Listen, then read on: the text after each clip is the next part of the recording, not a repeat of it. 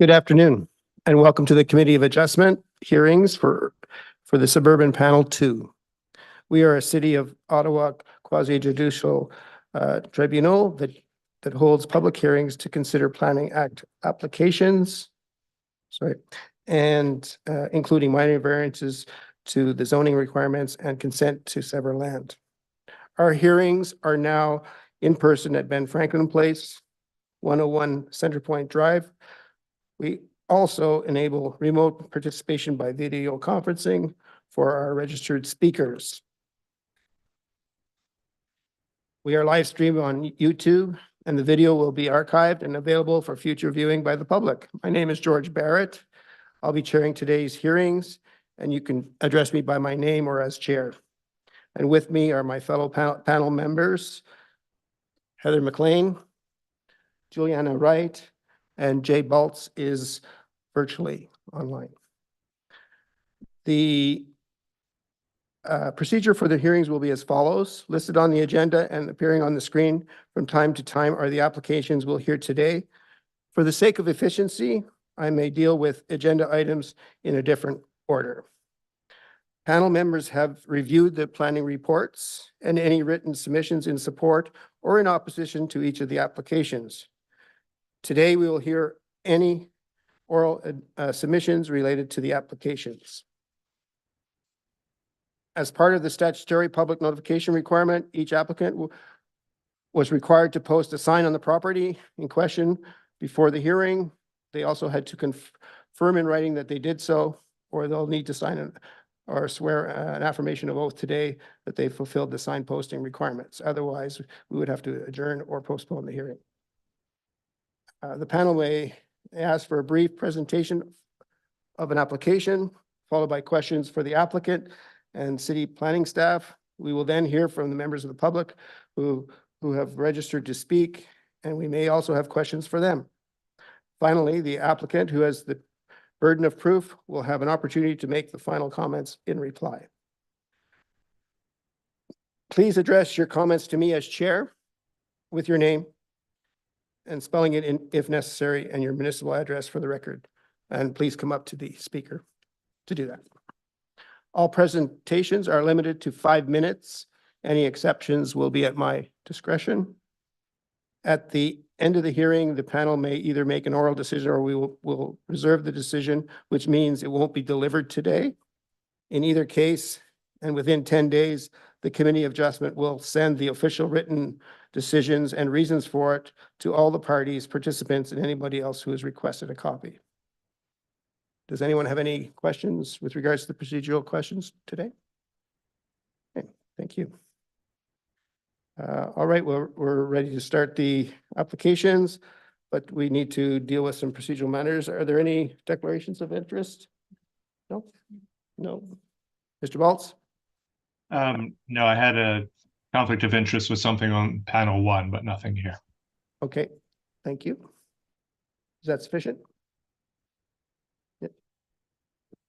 If he can let us know what his conflict is, we'll record it in the minutes.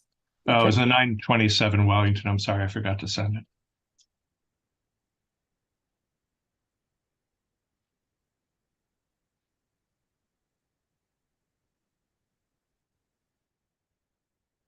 Confirmation of the minutes. There are no minutes to confirm. So the committee has received a request to adjourn, which means to postpone to the different day of the hearing. And the first adjournment is item 3, agenda item number 3, 55 Oxbridge Crescent, requested by Fred to allow the applicant time to apply for an additional minor variance. Is the applicant online or in? Would you like to come to the front, please?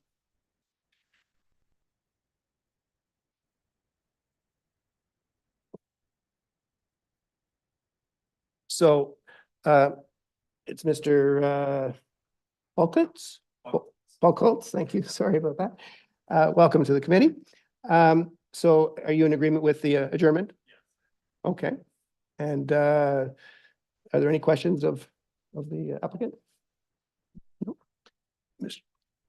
Mr. Baltz? No. So, the applicant will be, the application will be, adjourned sine die, and it will likely be, you'll be meeting with staff at that time to, okay, thank you. Mr. Chair, do you want to confirm that the carport has been included? Oh, yes. Just one confirmation on the, has the carport been enclosed The house owner has enclosed the carport in the front and the side. and front end, the side? Yes. Okay, okay, that should be reflected in the next, Okay. when you come back. Okay, thank you. Thank you. The second adjournment item is item number 5, 311 Devonian Way. And Mr. Poulin, are you here today or online?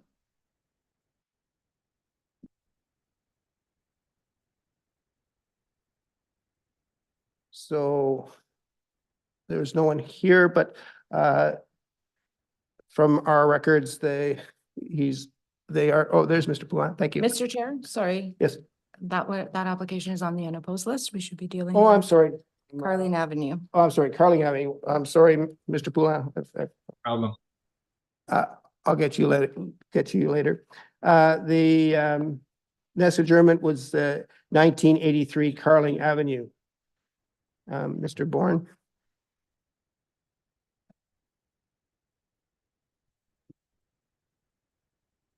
Hi there. Good afternoon, Mr. Chair, members of the committee. Mhm. I'm just going to take my video and turn it back on. I'm not sure why it's not working right now. Okay, Yep. there we are. Good. Thank you. So are you in agreement with the adjournment? Yes, I am. There was one item in addition required for variance, and we've been in touch with staff about that. So we'll have to resubmit with the additional variance and a rationale for that.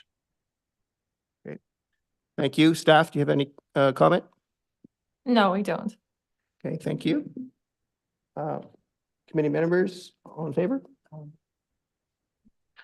Mr. Baltz, thank you. So it will be adjourned sine die, and you'll be scheduled later this year. Thank you. Thank you so much. Now, to come back to, sorry. Oh, number 8, sorry. Yes, number 8.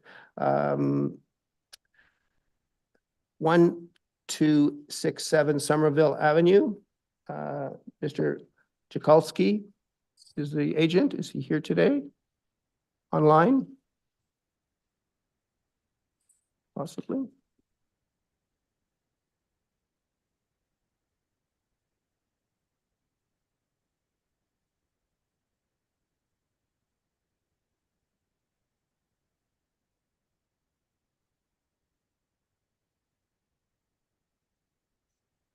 Mr. Jakulski are you present or online? Mr. Chair, it appears he is online. Oh, yes. Okay, thank you.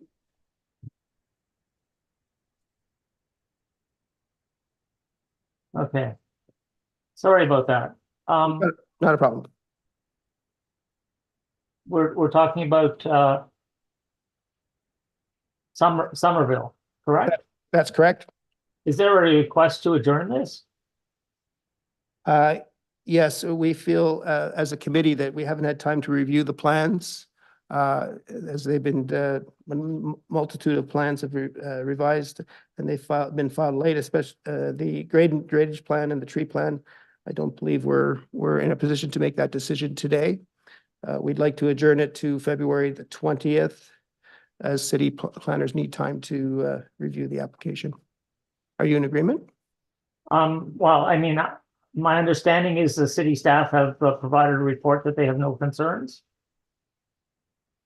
Yes, but the plans have continued to be revised and they haven't had time to review the drainage plan or the tree plan, changes in those plans. Okay, so I mean, the circumstance here is we're looking for a height variance. As I say, I'm a bit blindsided here at the moment because I wasn't aware that is a request for an adjournment. We provided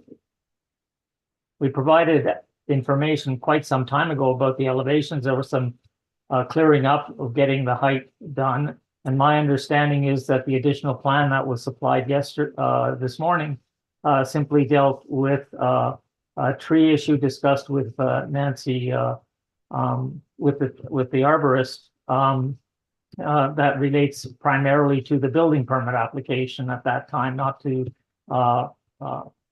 to any issue that the committee would be dealing with in terms of assessing the merits of the application. I see. Staff, can we have a response, please?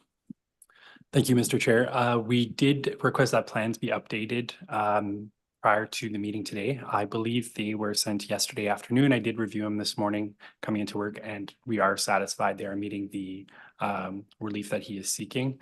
So we would be satisfied with the subject variance.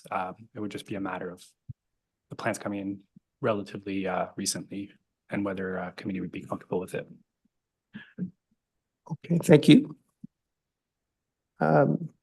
Members of the committee? I guess the issue sort of at hand for some of us is we haven't had time to review them since they came in this morning, so. Ms. McLean? Thank you, Mr. Chair. Just to planning, you had indicated no concerns in your report subject to the plan demonstrating the existing average grade be updated to reflect. Has that been done? Thank you. Through you, Mr. Chair, it has. So those are the new grades showing the front yard setback. They are on the plans that were submitted yesterday afternoon. And then just to our staff, I guess, do we have those plans? The problem is I've got plans December 21st, two different plans and a revised rationale, then another set of revised plans January the 11th, site floor and elevations, then another revised planning rationale January the 11th, and then a landscape plan that came in this January the 16th this morning. It's just been ongoing in order to understand the application. So the grading plan that for the height, is it on file? I believe we did receive it last night. Okay, thank you. Mr. Baltz, any comment? Yes, thank you, Mr. Chair.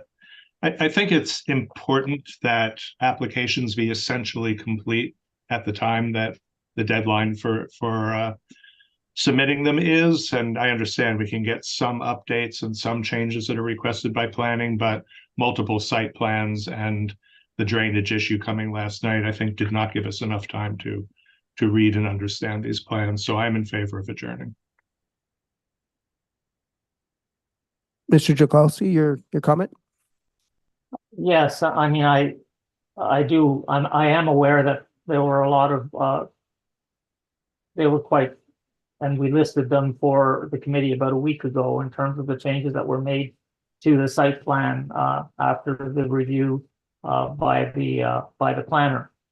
The last thing that wasn't revised was clarified, had to do with the grading issue in terms of the dimensions that were shown both on the architectural plan and on the one site plan that I submitted. And from that perspective, the planner requested that be updated. The problem that we have is that the zoning bylaw is fairly complex, and that it's a team effort to a large extent between the planner and ourselves to ensure that we fully comply with all aspects of the zoning bylaw. But I do concur, and I sympathize, let's put it this way, with your concern about being able to understand the file. It is only one minor variance. It really deals only with height. So I was hoping that you would be able to review that from that perspective. I think we've managed to satisfy all the concerns of the rest of the planning staff. So up to you. Thank you. Thank you. Are there any other comments from committee members? On the adjournment? Yes. In favor? All in favor, please raise their hands. So we'll be adjourning this item, Mr. Jakulski, to February 20th to allow us, the committee members, to have a chance to look at finalized plans and grading and drainage plans and tree plans, as we have not had the opportunity to review that today. So, but we'll hope that you understand that we're just doing due diligence on this. Thank you. Yes, I understand. Thank you very much, Chair and panel. Thank you.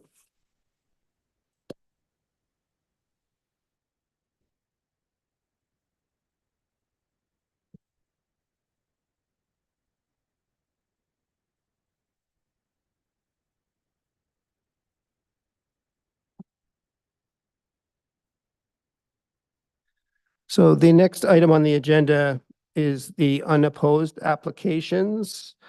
And the first item is 311 Devonian Way.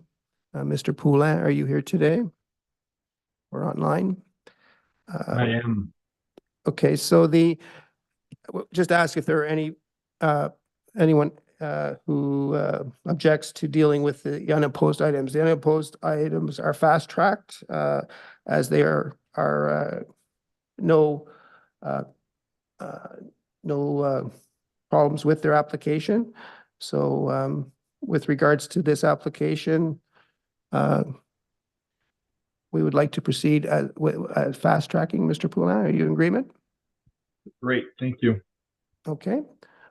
Committee members and staff, first of all, staff, are we in agreement? Yes, Mr. Chair, staff has no concerns. Thank you so much. So on the unopposed application for 311 Devonian Way. Yeah, is there anyone here to speak to that item?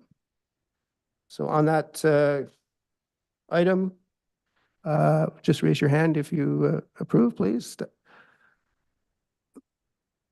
It is approved. Mr. Poulin, it's approved. Thank you. Thank you so much, Mr. Chair and panel members. Thank you. Thank you. The next item for unopposed applications is 2598 Page Road. Unopposed application for quick approval.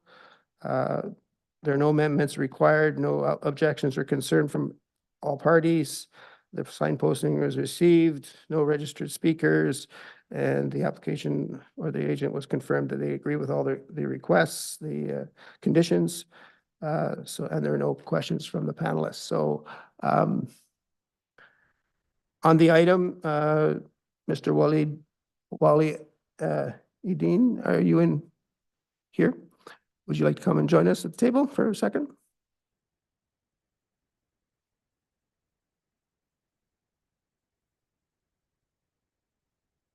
So just to clarify, are you, just press your speaker on.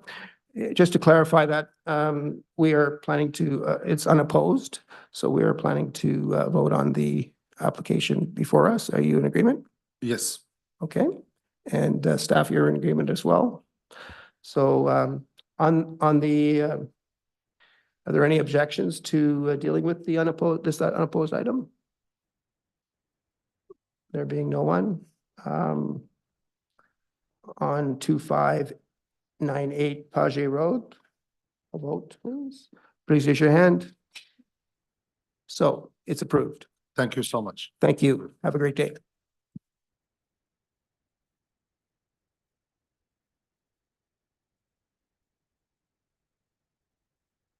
Is that the last one? Yeah.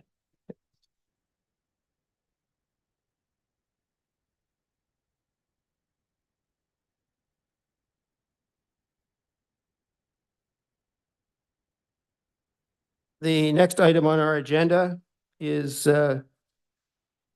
1 to 4 Granton Avenue. The agent, Ms. Simran Guzor, to permit a portion of the driveway to be located between the front wall of the proposed dwelling and the street, and to establish easements for a shared driveway. You're joining us. Thank you. Committee has suggested there's no need for a presentation, but please, as there are no concerns from staff, as well as all of the conditions, the requested conditions have been met. Planning staff, do you have any comment on any further comment?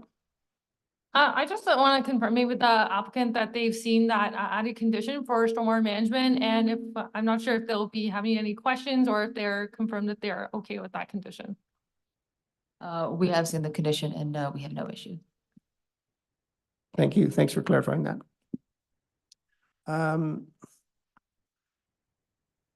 So the next parties would be comments from the public. Those people that is there anyone in the audience who would like to speak to this item?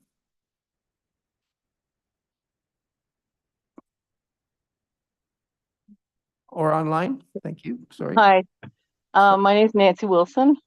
Hi, I'm the Community Association President for City View and Ryan Farm, the co-president.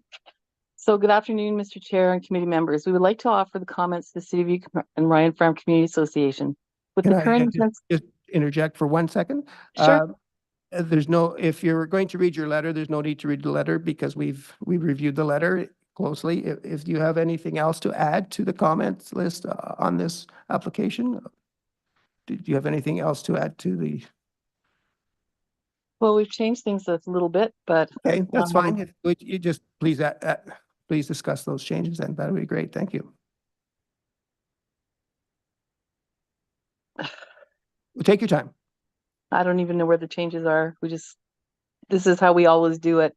We've never done it that we've been told not to read anything. So, well, the variance for the driveways under part 1, I guess what we need to say is that there was an OLT decision that allowed shared driveways provided in the front yard, or double driveways in the front yard.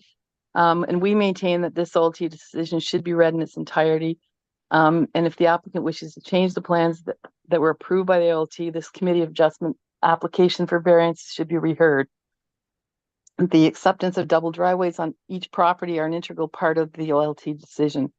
And it's interesting to note that the applicant argued to the committee of adjustment prior to this and the OLT the need for double driveways in front of each property. Yet now those arguments have changed to the rear yard. I won't read all the little inserts that we have here, but we say that in no other area in City View and Ryan Farm communities have there ever been allowed parking in the rear of the properties. To allow it in this case would negatively affect the residential character of the neighborhood. Rear parking of some 4 cars will also affect the neighbors to the south and the east of the property, and their backyards will face a paved parking lot, cars, and their impending noise and exhaust. This could also create flooding and drainage issues for neighboring properties. All residents in this community have front parking and driveways that are visible from the street. This is not a problem, as it fits in with the character of all 16 dwellings on this block and the rest of the 1,500 houses in this neighborhood. To allow rear parking here would be a definitive change to the character of this community. This proposal may increase the soft landscaping in the front yard, but the overall soft landscaping will be greatly reduced due to the driveway through to the back and the parking spaces in the rear. And there's certainly no opportunity for tree planting in the back. And actually a white spruce will be removed now. Sarah, if you could put up that image for us. I guess everybody's seen it, but I'm just going to talk about it for a second. Attached are copies of the previously approved plans. And this application that definitely shows the amount of soft landscaping will be greatly reduced. So the picture that, there we go. You can see the yellow is for soft landscaping and the paved is the blue. So the increase in impermeable paved surfaces is over double and allows reduced space for snow accumulation.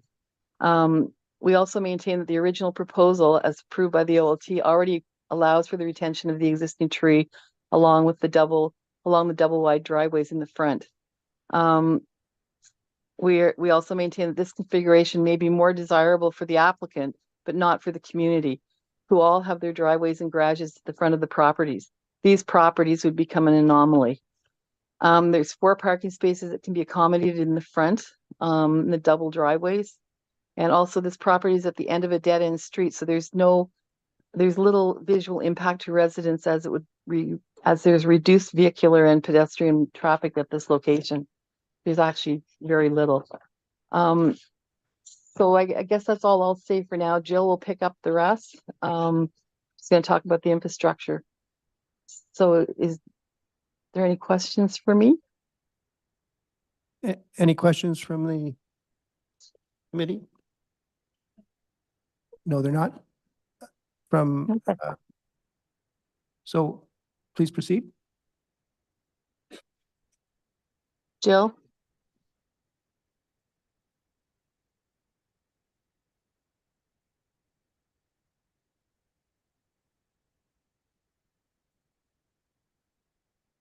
Would you like me to do Jill's portion?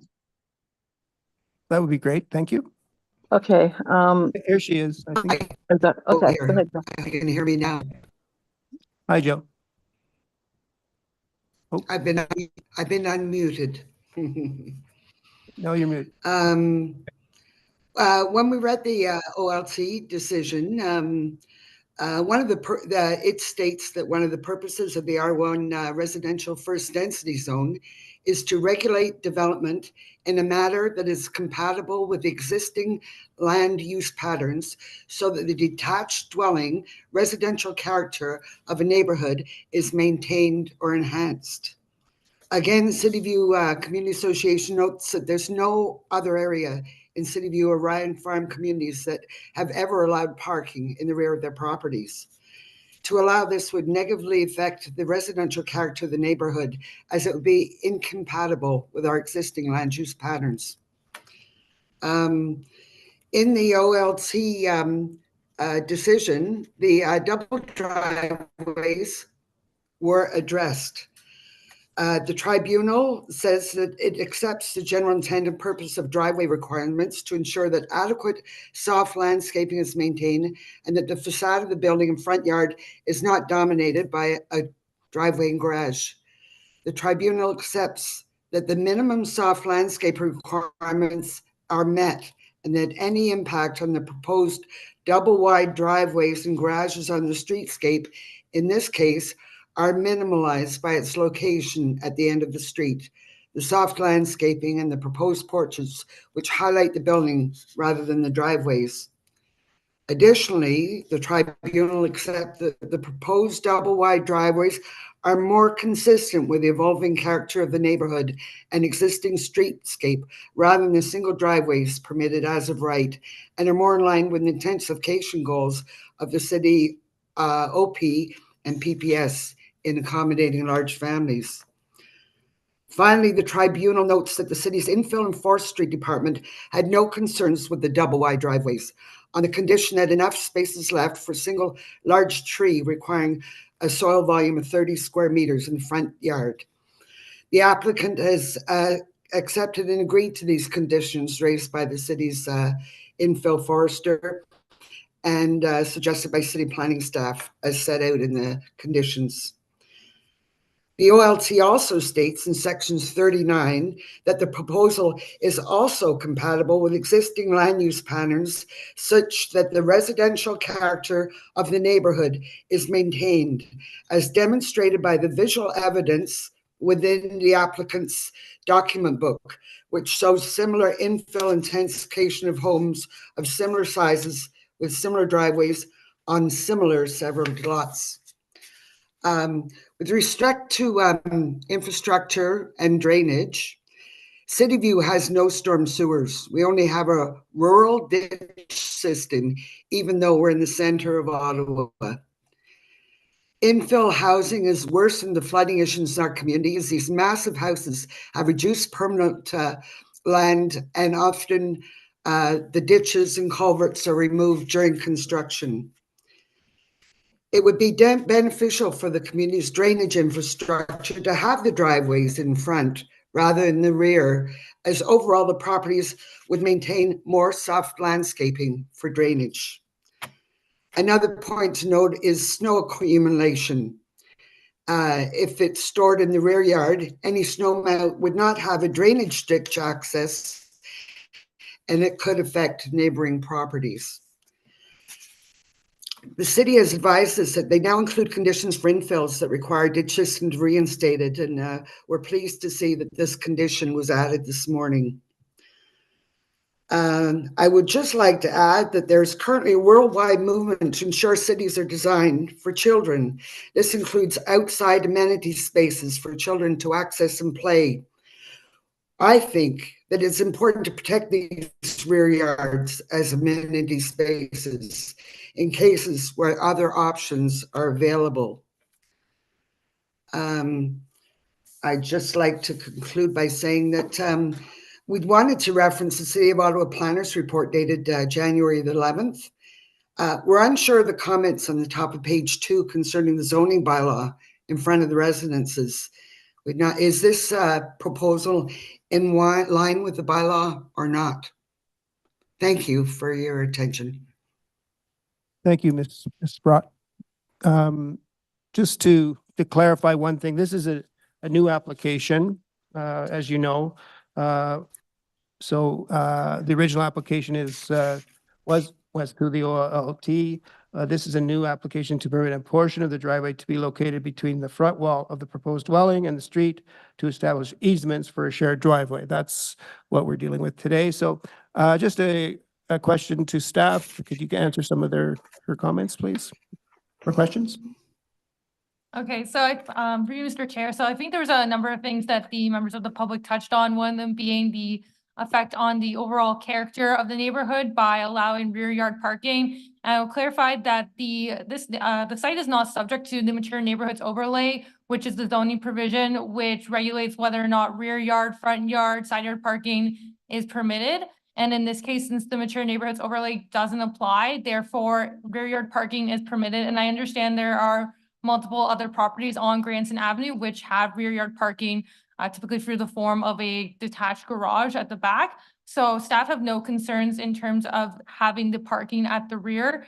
And in terms of the impacts on stormwater, I believe that the condition which the applicant has agreed to does cover that in terms of recognizing the increase in impervious surface added by the rear parking lot.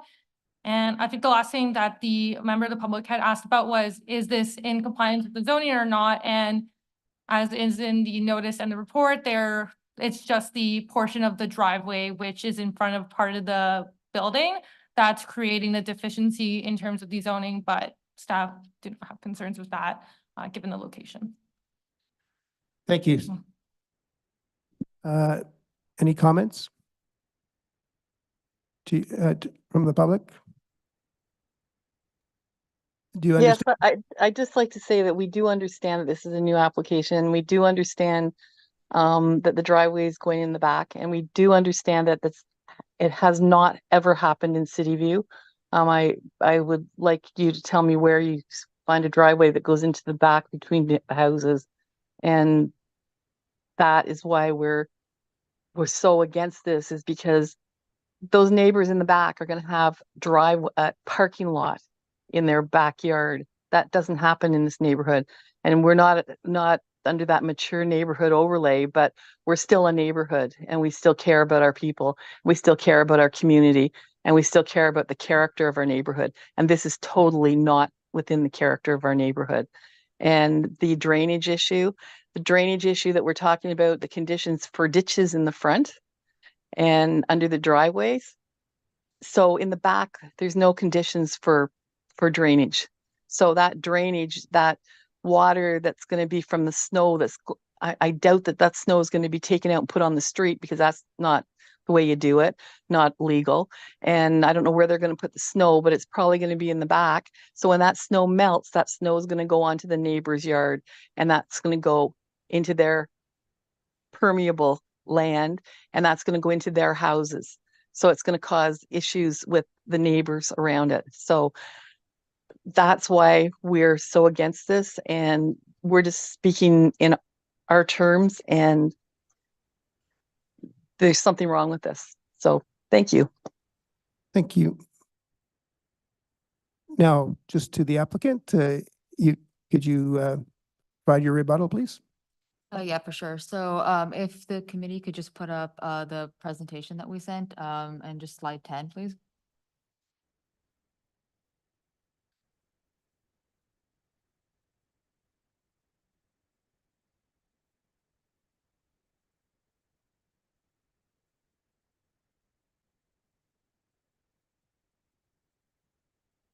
Thanks. So this figure, as city planning staff have noted, there are examples on Granton Avenue of rear yard parking. So the 3 lots that are highlighted here, 2 of them are on Granton, and in fact are 2 and 3 lots away. The other one is still in that same block, just on facing the other street. And so all 3 of these properties have rear yard parking. So this is not an anomaly in the neighborhood. It's not atypical. There are rear yard garages. And so we don't believe that it is out of character, as planning staff have noted. We would also note that rear yard parking is permitted on this property. The variance we're requesting is not to permit rear yard parking. It's to allow for a portion of the driveway to be in front of the front wall. And that's simply to avoid the tree that's in the front yard. So again, rear yard parking is permitted on this property, and it's actually encouraged by the policies from the city. This is sort of the direction we're going towards. It's a more urban form, and this is what that looks like. And then in terms of the stormwater concerns that were raised, as staff have noted,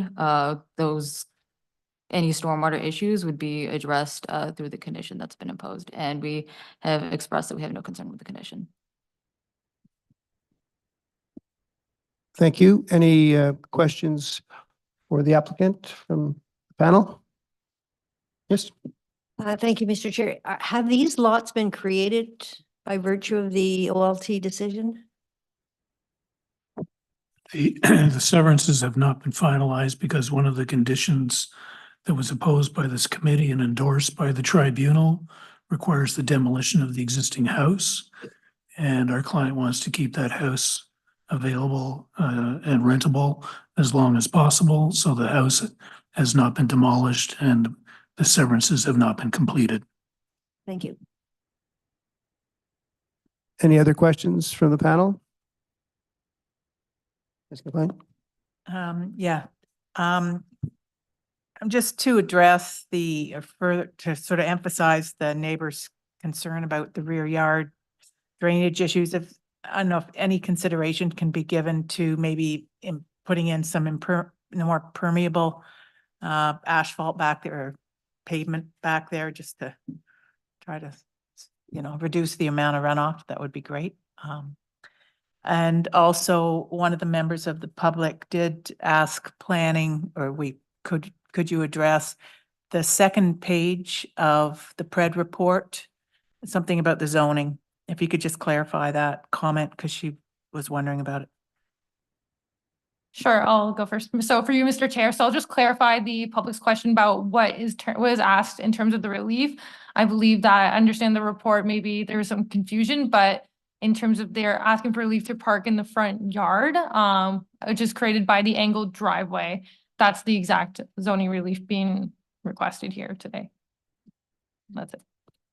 Yeah, I thought it was something else on the top of page 2. I can pull up and it was sort of a subzone comment.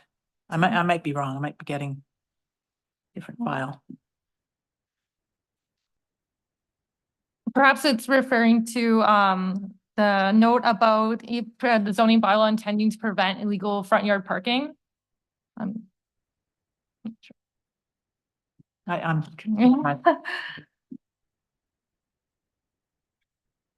Yes, Mr. Blaine. Just one more question. The rear lane at the back, is that a closed lane and do you own a portion of that or? Sure. So it's my understanding that it's not owned, it's just a city lane and it, on the survey plan, it's, like a non-travelable lane. So it's just kind of there and you can use it as part of your lot area, but it's not technically owned by the property owner. Mr. Baltz, any questions or concerns?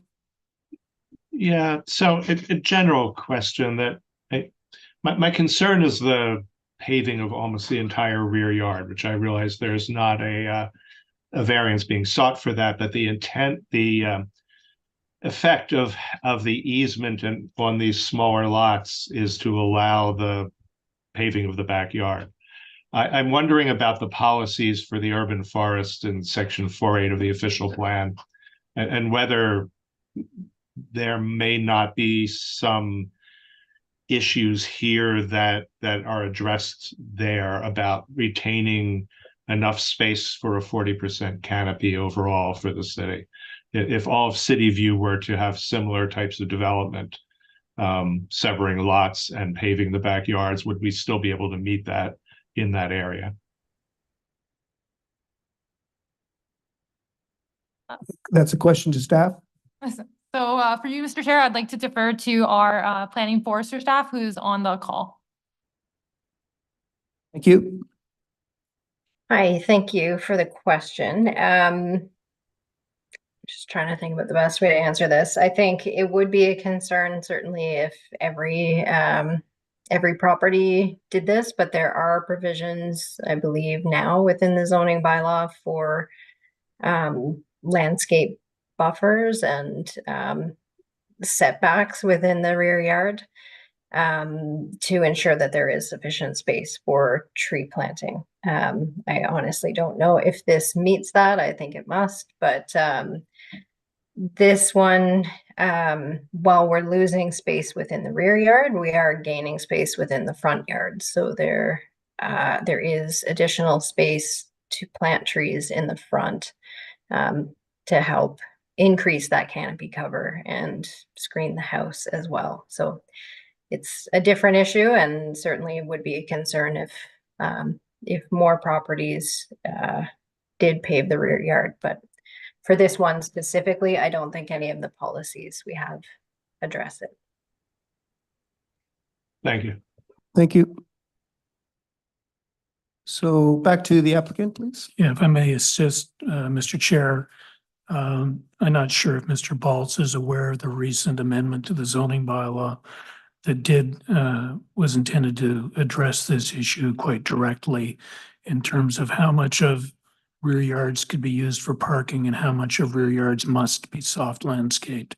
So there's a recent amendment, which staff may be able to help me on this, but it was late last year, just before Christmas, that establishes that a maximum, and I hope I have these numbers correct, a maximum of 70% of the rear yard can be used for the driveway and parking, and a minimum of 15% of the rear yard must be soft landscaped. So staff and council have turned their minds directly to the question raised by Mr. Baltz and amended the zoning bylaw accordingly. And the application before you conforms to those requirements. Thank you. Any comments from staff? No. Thank you. So, is there anyone else that would like to speak to this application? So the committee will reserve our decision today, and you'll be hearing back from us in writing in 10 days to business days with our decision, and as well as all of the people that have spoken here today will receive that decision as well. Thank you.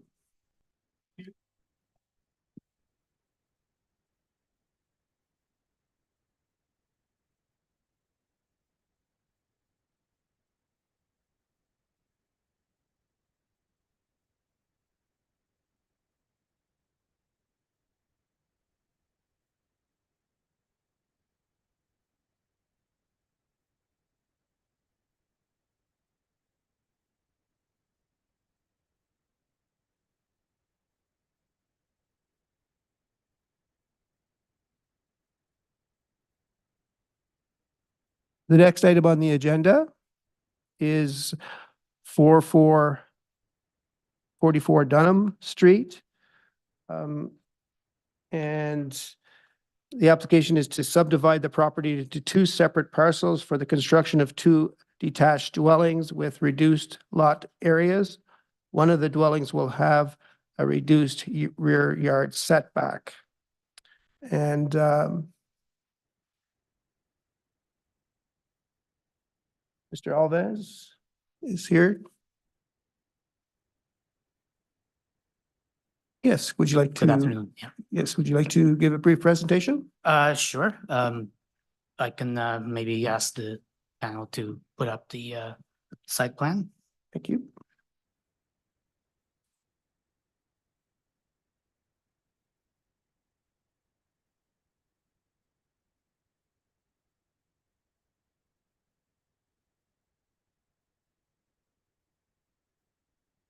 Okay, so the proposed development is an example of a typical infill that we can find throughout the city of Ottawa. The site plan shows the proposed development as a single dwelling on one part of the lot and future development on the second part of the lot. The total living area for the, and I provided the rationale. I'm just going beyond that at this point again. So the total living area for this unit that we're proposing is 1,900, just under 2,000 square feet. The ground floor is about 1,400 square feet, so that's the footprint of the house being proposed, and the the future development can have as much as 2,000 square feet of footprint. So based on those variables, we can assume that the total footprint for this property would be just under 4,000 square feet. Under the zoning provisions, and if you can maybe move to slide number 2.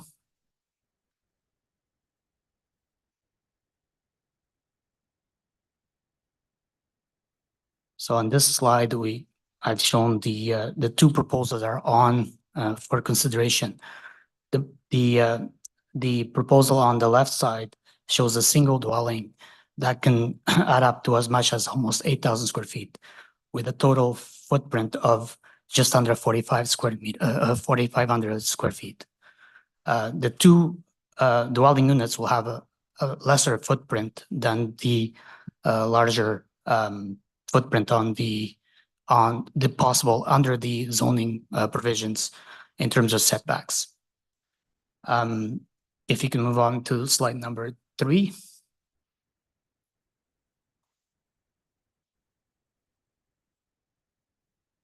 So slide number 3 shows sort of the massing of the two possible developments. The development on the left side shows a single dwelling unit in upwards to 8,000 square feet. The proposed development shows two reasonable sized homes that are in line with the adjacent dwellings on this street, and the footprints are very comparable in terms of sizing. So we feel that this proposal fits within the fabric of this neighborhood based on size alone. Now, if this is not granted at this hearing, the likelihood of getting this extremely large home is very possible. That would not require any zoning amendments to this or zoning deficiencies. So those are in addition to the rationale I provided as part of the application that I think would be beneficial for you to understand what we're proposing here. Thank you. So the requested variances are in our agenda. One is to permit 44A Dunham is to permit a reduced lot area of 408.9 square meters, whereas the bylaw for a minimum lot is 555 square meters. And the second condition is to permit a reduced rear yard setback of 9.18 meters, whereas the requirement for a minimum yard setback is 10 meters. So we'll be speaking to those today, yes. Are there any questions regarding the proposal, the presentation from staff? Any questions? No. Online? I'm sorry. Or any comments? Okay. So we'd like to speak to members from the public. Members from the public. Do we have anybody in? We have. Please come and join us, please. Two of us. Okay. Thank you.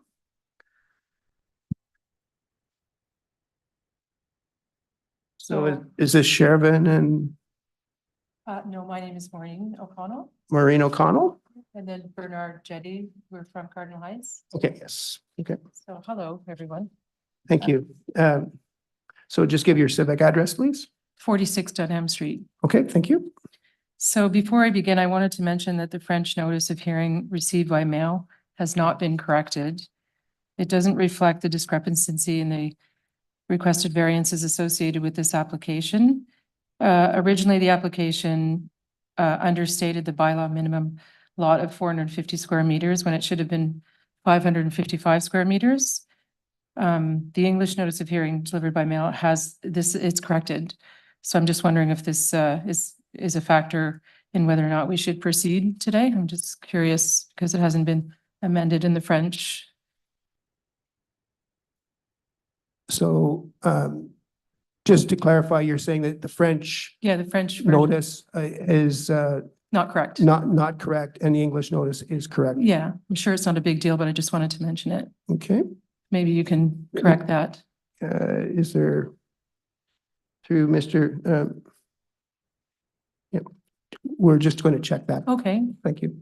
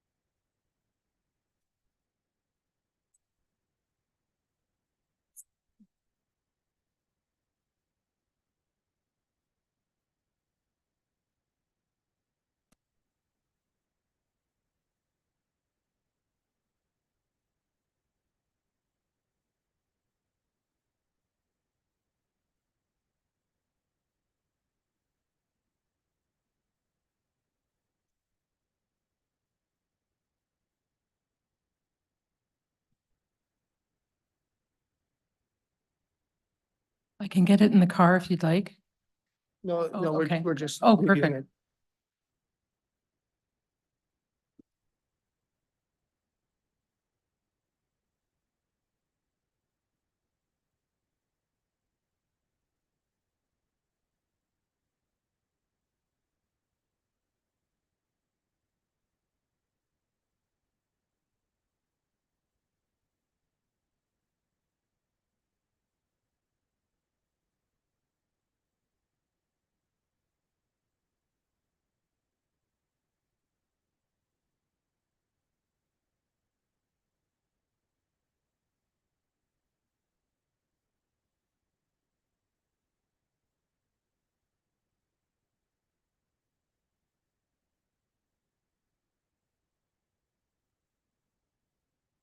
For those of you online, we're just taking a few minutes to check the French and English version of the notice that was sent, that was out in the community. Thank you.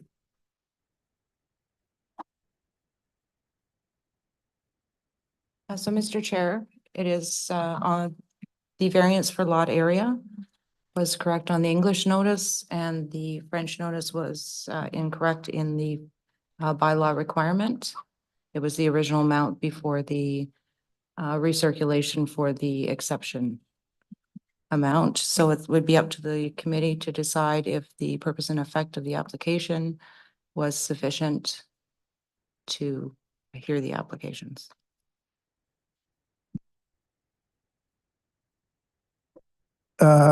Just a question to the, to you, Maureen, sorry. Are you concerned with the? No, I just wanted to mention it in case there was any issues. I just wanted to point it So out. we're able to continue on this application? Sure, yeah. Okay, thank you. Thank you. Mr. Chair, if I think we do need to find out whether we've met the regulatory requirements for the circulation. Does it have to be in both languages? And if so, then doesn't it need to be recirculated the same way it had to be recirculated last time when it was incorrect?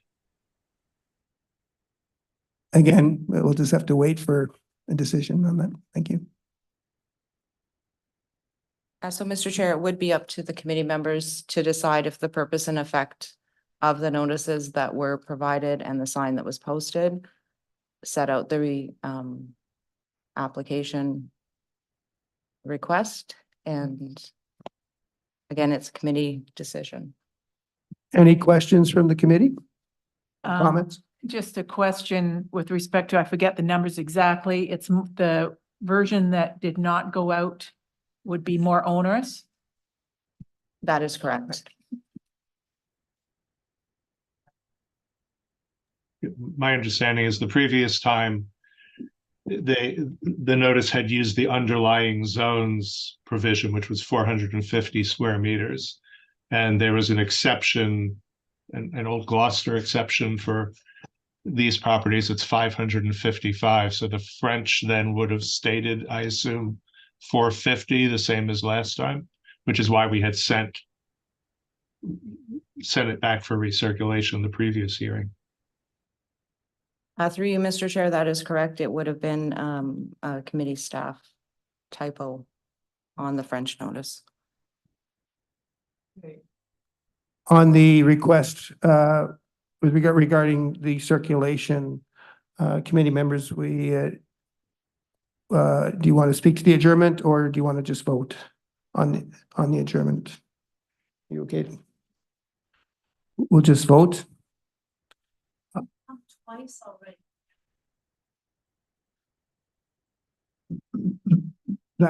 That is correct, but we are also protecting the notice, the public notice that it is done properly.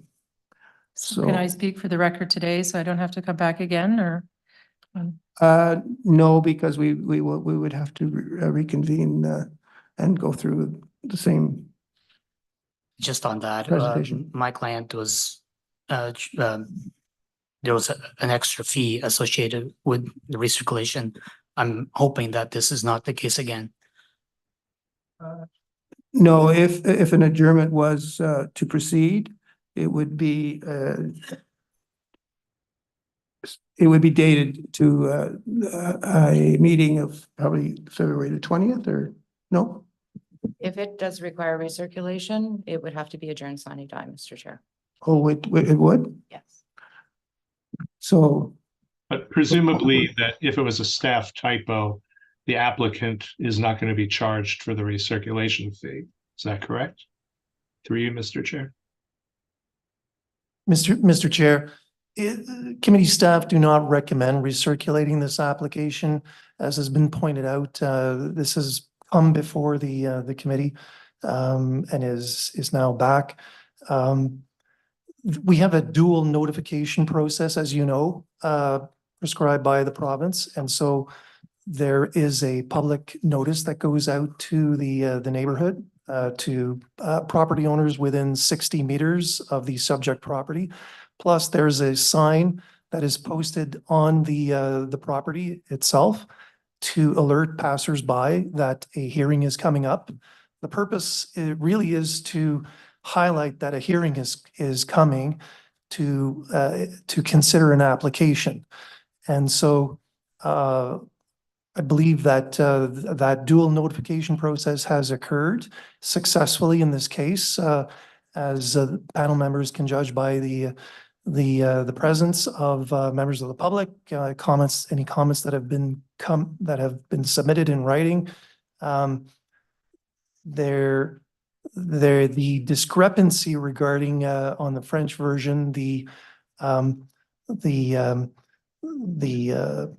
bylaw requirement is something to take note of, but it is correct on the English version. And in both cases, the requested relief is correct, whether on the French version or the English version. And so I think taking all of that into account, I believe that public notification has been successful in this case, and it would be and that the panel would be able to conclude that public notification and the notice itself sufficiently describes the purpose and effect of the application. But it is up to the panel and to arrive at that conclusion, and that is totally within your discretion. If you do decide that the purpose and effect of the application is not sufficiently described by the application, then a recirculation would be required. And there is an additional cost to that. If this is as a result of a typographical error on the part of committee staff, then of course the committee of adjustment will absorb the cost. But there will be a delay, and this would likely be heard 1 month from now if the panel feels that this needs to be recirculated. But again, that is not what committee staff are recommending.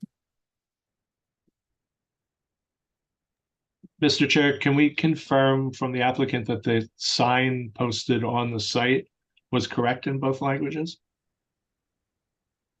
I know the English side was confirmed, but I can't speak to the French side now. But I can definitely find out based on photographs. If you give me a second. Mr. Chair, I can confirm that both the English and French sign were correct. Thank you. So with regards to the adjournment, do we want to speak to that or just simply vote yay or nay? So how many people or how many members of the committee support the adjournment? Raise of hand. So we will continue on with our presentation, with your presentation. Thank you. Thank you. So again, my name is Maureen O'Connell. Good afternoon. I'm here today because I'm hoping to express why Mr. Jose Alves, the new owner of 44 Dunham Street, should not be granted approval to subdivide his lot onto 2 properties. Rarely has anyone successfully severed a lot in Cardinal Heights, so it'll be very unfortunate if the proposal for 44 Dunham Street goes through, because it will set a precedent that many homeowners in Cardinal Heights are strongly against. It seems the owners of 44 Dunham Street are attempting, unfortunately, to shoehorn 2 properties together. It's kind of like putting a glove on that doesn't fit. They're trying to do this with a lot created for one single-family dwelling with a decent amount of space between its neighbors. Not only are they trying to put 2 dwellings on a lot intended for one, they're requesting substantial variances from a minimal lot size of 550 square meters to 408.9 square meters. I'm wondering what the point of having zoning bylaws are if they're not going to be respected. It seems to me that a 25% variance is quite big. I live directly beside 44 Dunham Street, so you can imagine my concerns in respect to my trees, particularly our beautiful Manitoba maple, which is situated on the boundary line and owned jointly by myself and 44 Dunham Street. According to the tree information report for 44 Dunham Street, conducted by Dendron Forestry Services, the tree will be retained and no damage will occur during demolition for separate lot number 1. However, it recommends the tree is not suitable for retention for future build which would be Lot 2. This may be the forthcoming intention of Mr. Alves, but it is not his decision to make alone, because under Section 10 of the Ontario Forestry Act, both I and Mr. Alves are the owners of the said tree. Injuring the tree without authorization from the second party subjects one to a fine that may exceed $20,000 and/or 3 months incarceration along with a possible civil suit. I would recommend Mr. Alves familiarize himself entirely with Section 10 of the Ontario Forestry Act. I personally have no intention of giving consent to remove that tree because I love that tree. On another note, 20 Dunham Street is used as an example on page 10 of how, and I quote, "The proposed lot areas harmonize seamlessly with the planned developments and exhibit a striking resemblance to the existing properties within this neighborhood." This is false. 20 Dunham Street has zero resemblance at all to any existing properties in Cardinal Heights. Oh, yeah. Oh, I have a photograph to show. I can show this, sorry. This is false. It has zero resemblance to any existing properties in Cardinal Heights. In fact, residents are constantly complaining about 20 Dunham Street and how it completely does not fit with the neighborhood. It is against our character, so it's confusing why such an eyesore to our community is used as an example. I brought a picture, which I'll leave with you, showing how 20 Dunham overshadows the homes on each side. Finally, the nearby parks referenced in the context section on page 5 are located in the west end of Ottawa and Nepean. I'm sure they're very lovely parks, but they would take a while to get to from Cardinal Heights. I want to thank the City of Ottawa for their time today. Oh, sorry. Can we pass those along? Yes, please pass it to the coordinators. Thank you. Thank you for your time and patience. Oh, you're welcome. Thank you. Given our.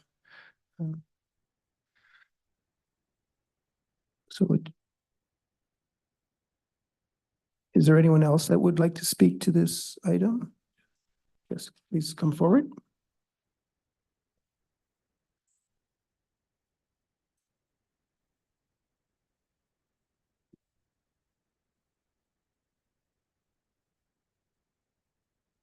Mr. Alves, maybe you'd like to turn your mic off just while the presentation. Thank you.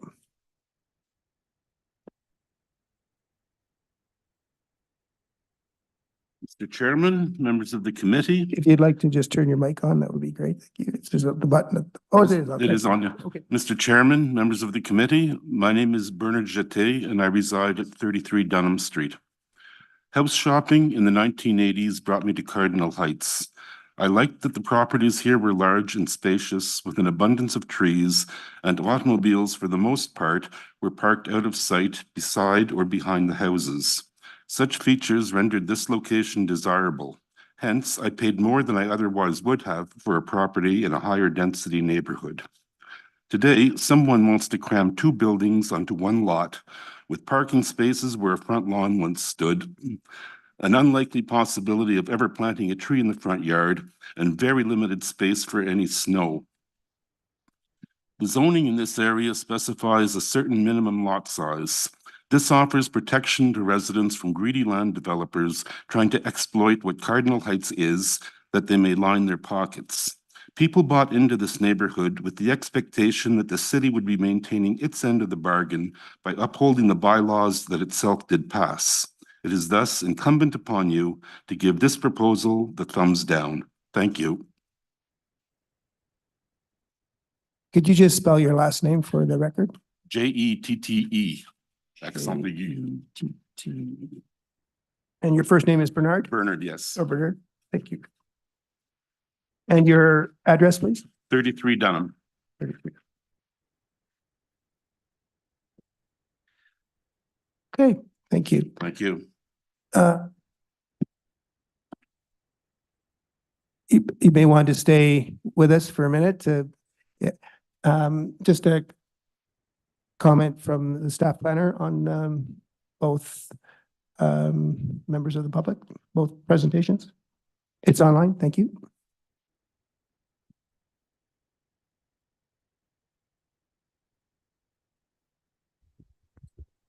Thank you, Mr. Chair. What specifically would you like me to comment on?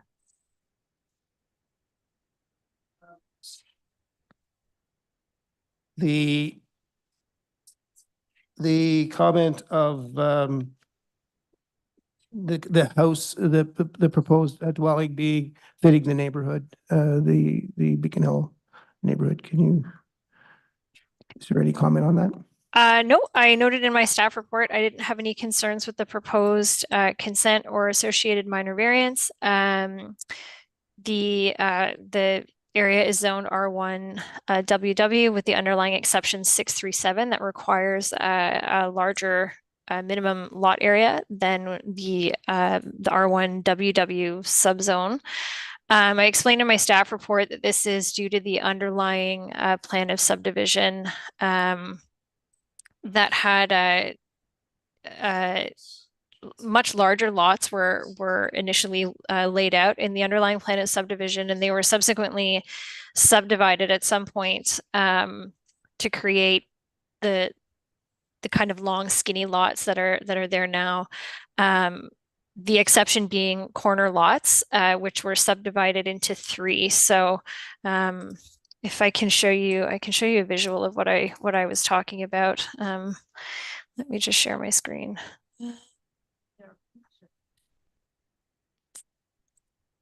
Oh, am I able to share my screen?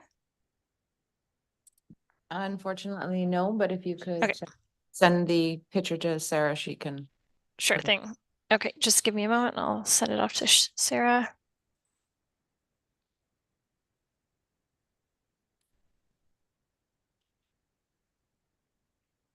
Okay. Hopefully the quality of the image is okay. So what I noted in my staff report, I'll just wait until the plan is up. Okay, so you can see the underlying plan of subdivision with those larger lots. So the subject property is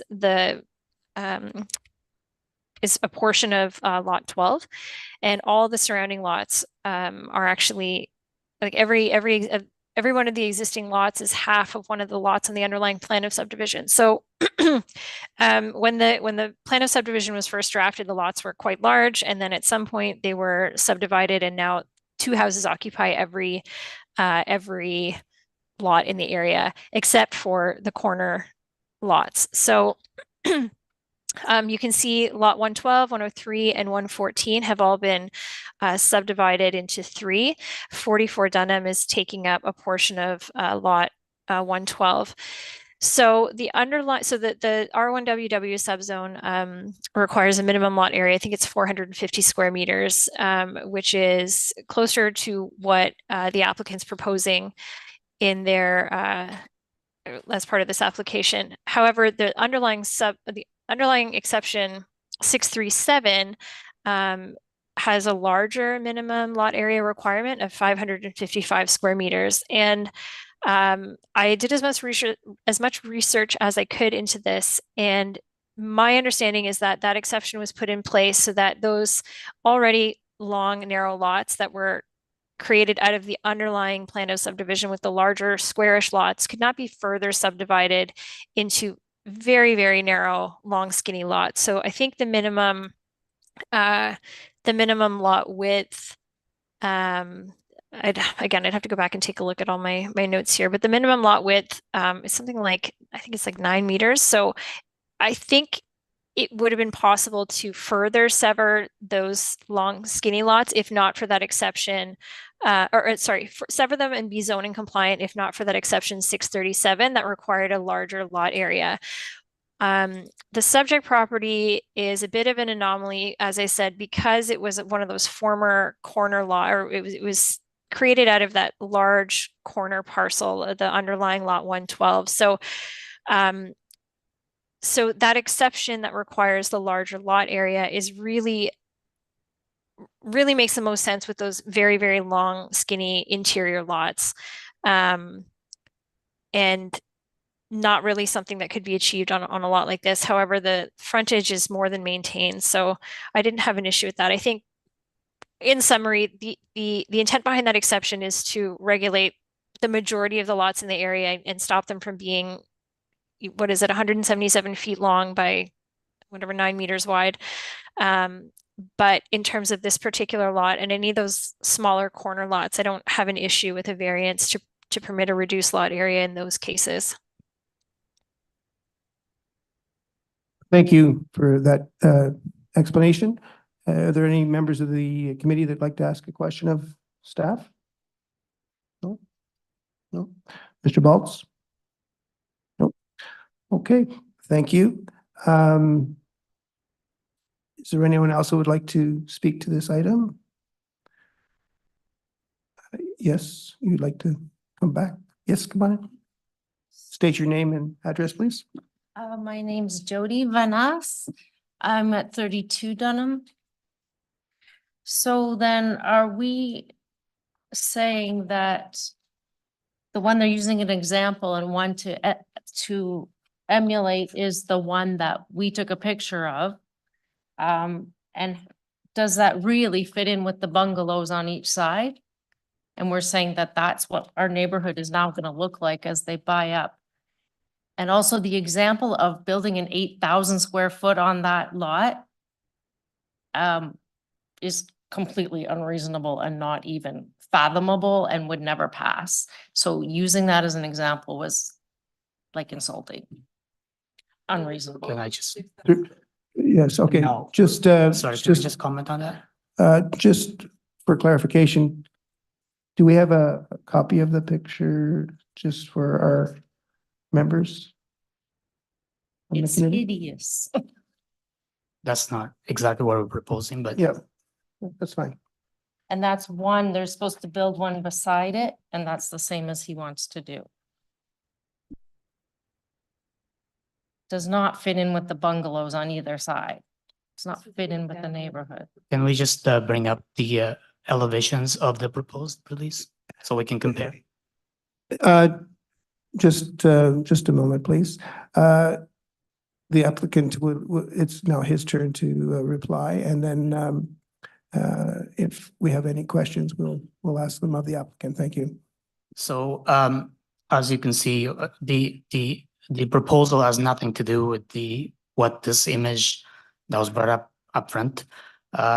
We have a lot more forgiving, to say the least, elevations where there is recessed. The second floor itself is only 50% of the ground floor, which is not the case there. That seems to be 100% of the ground floor. There's relief on the elevations, so that provides a little bit more space between the houses. We think this is a reasonable home for the proposed site. We just don't think that's a reasonable example to contradict what we're proposing. As for the 8,000 square foot home, based on the permitted setbacks, the footprint of the permitted buildable area, and I'm not taking into consideration saving the tree that is on the side. Obviously, that takes a bit of space, but that house could technically amount to 8,000 square feet. Yeah, so let's not use that as an example Yes, for today's discussion, because it's not before us. Yeah, exactly. So I we won't apologize. proceed with that argument Yes. on both members, because it's not before us. We're going to deal with the application before us to subdivide the parcel into two separate parcels for two detached dwellings with reduced lot areas. So are there any other questions from the committee on? Mr. Baltz, excuse me. Yeah, so I know that this was discussed in the planning rationale, but I'd like to hear very briefly from the applicant about the rear yard setback being reduced. Why is that necessary? Yeah, so this home is for my client. They're planning on living here. They're growing old, so they requested that a bedroom be put on the ground floor. And then for that to happen, we needed a little more space to make that work on the ground floor.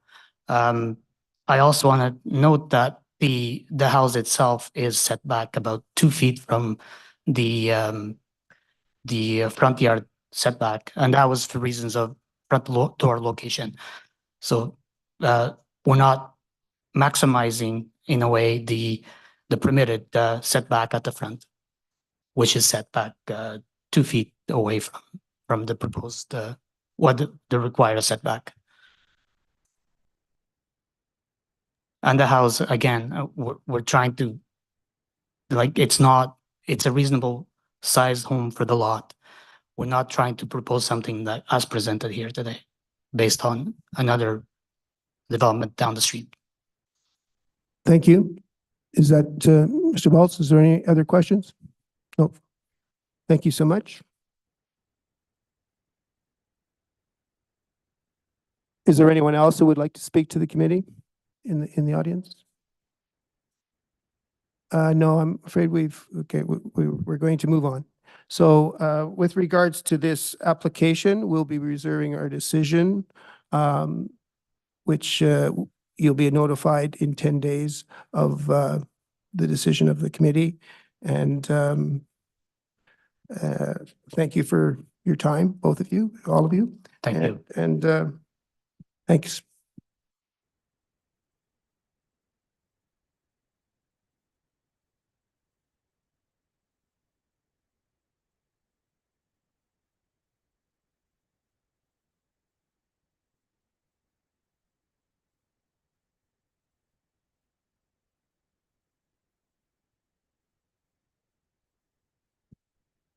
The next application before us is 1 Centrepointe to subdivide the property into 2 separate parcels of land for future developments. Mr. Freeman, I don't believe we need a presentation, so if you could just speak to any, and welcome to both of you. If you'd like to speak to anything that's not in your presentation or that we haven't received. Thank you.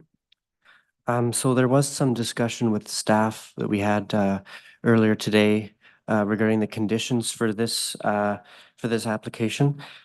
So conditions, we have spoken with Stream Shen, the planning department, and they have agreed to waive condition 1, 3, and 4.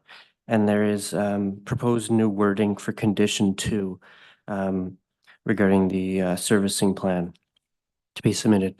I'm not sure if you are aware of those the changes in conditions, but we have agreed based on our discussions with planning staff with those reworded conditions. Thank you, Mr. Freeman. Can we hear from staff, please, on the changes before us? Hello, Chair. I can speak to it. Sorry, I'll just start my video.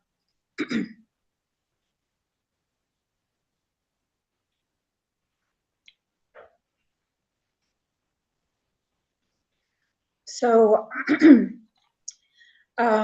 we were prepared to waive the conditions for number 3 and number 4, which was related to noise. As there might be a site control plan proposed in the future, we believe that those conditions can be satisfied at that stage. Furthermore, we received a confirmation from Parks and Parkland that the payment or the cash in lieu payment for Parkland can additionally also be satisfied at the site plan control stage as well. In regards to condition number 2, it's in reference to servicing, and we have changed the wording to the following: that the owner provide a servicing plan or other evidence to the satisfaction of the development review manager of the West Branch within planning, real estate, and economic development department, or his or her designate, to be confirmed in writing from the department to the committee that each existing building and or unit on the separate and retained parcels has its own independent water, sanitary, and sewer connection as appropriate, that are directly connected to the city infrastructure and do not cross the proposed reference line. If they do not connect directly or are not independent, there is sufficient justification for the service locations to remain.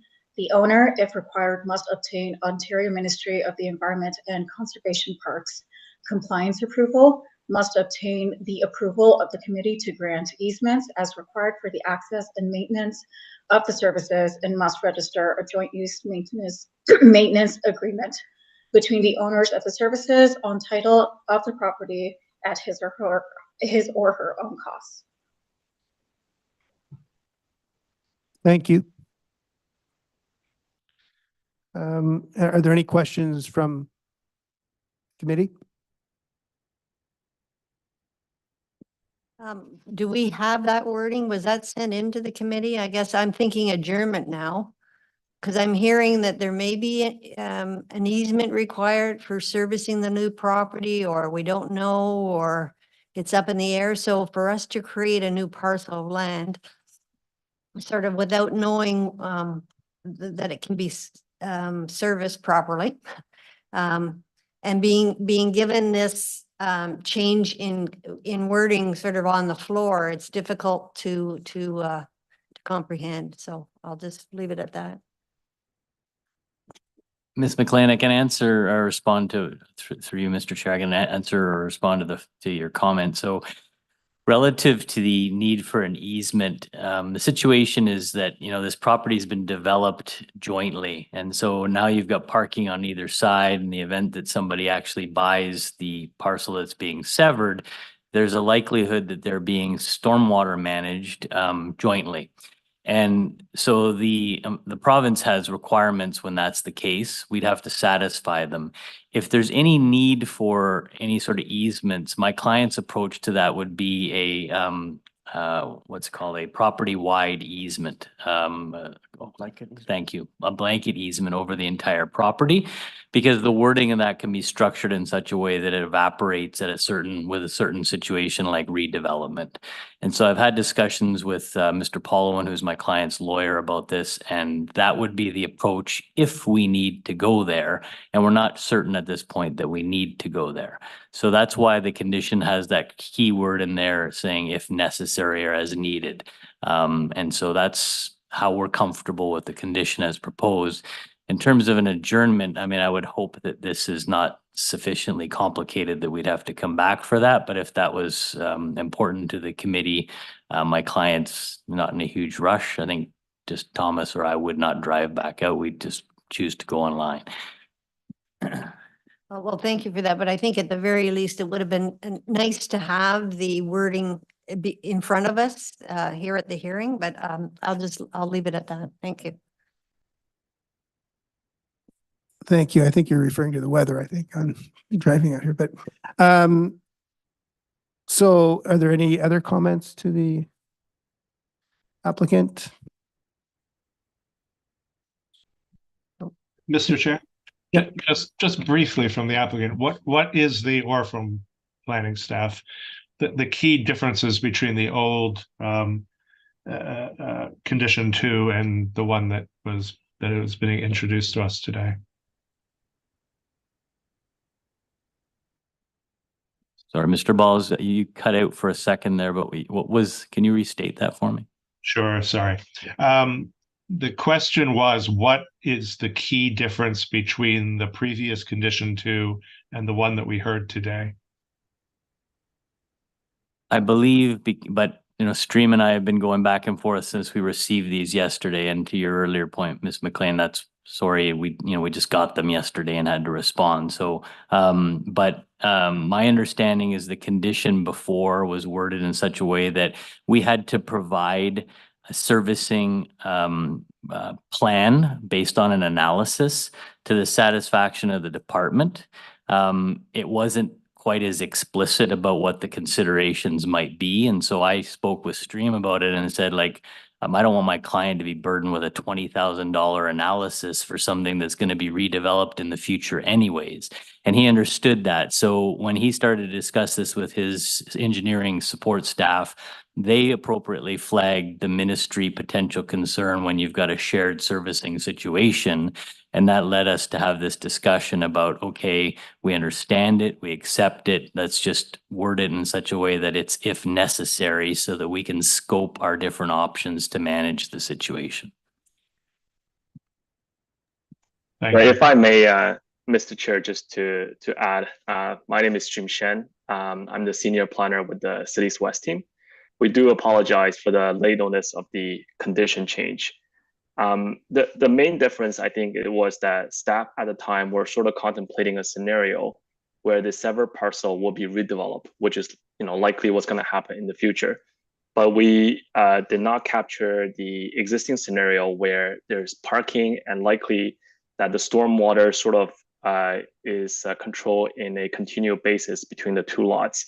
So these are more technical amendment to nature so that we can capture the correct ministry requirement and any easement requirement to ensure the existing scenario is conformity with any legislation requirements. Thank you, Mr. Chen. Any other other comments from members or questions of Mr. Shen? Okay, thank you. Are there any other conditions that are you okay with all the other conditions, the standard conditions, as well as the grade and drainage plan and road widening? Okay. I believe we'll reserve our decision today, and we will unless is there a member of fine? Mr. Baltz, are we fine to reserve right now? Yes, we're going to reserve the decision today and come back. You'll be notified of the decision in 10 days. And maybe a direction to staff that maybe we receive that wording of condition, the servicing plan condition, so that as soon as possible, so that we can review that during deliberation. Thank you. Mr. Chair, we do have the wording. You do have the wording? We do have the wording, yes. Okay, thank you. Thank you, Mr. Chair, members of committee.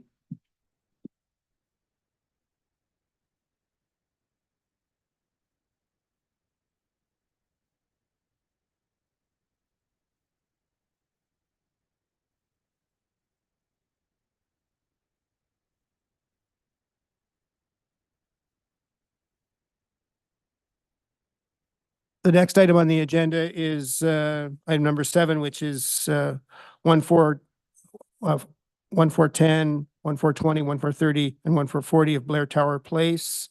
Mr.